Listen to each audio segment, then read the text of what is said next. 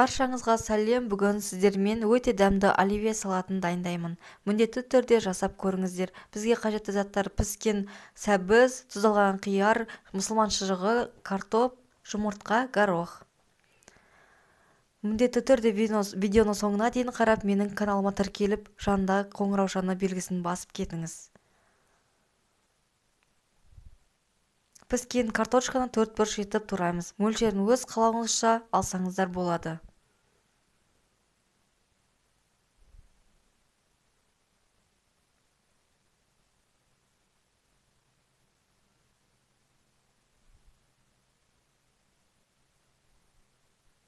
Картошканы қалыпқа салып, әр слой сайын майонез жағып отырамыз.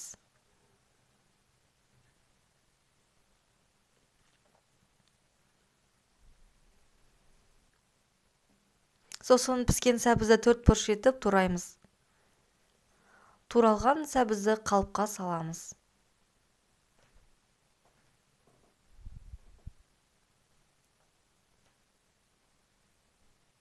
Сәбіздің үстіне майонез жағып отырамыз.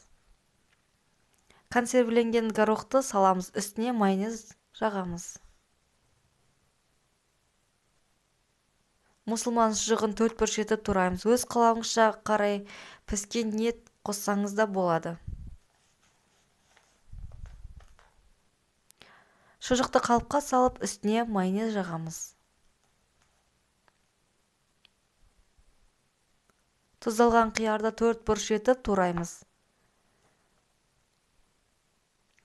Тұздалған қиярды қалыпқа салып, үстіне майонез жағамыз.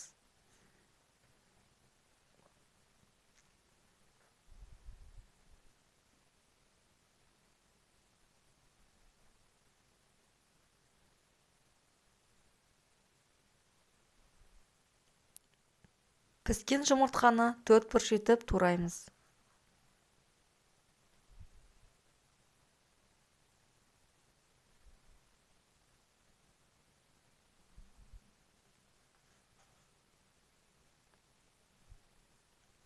Дайын салатымызды тоңазытқышқа салып, 30 минутқа салып қоямыз.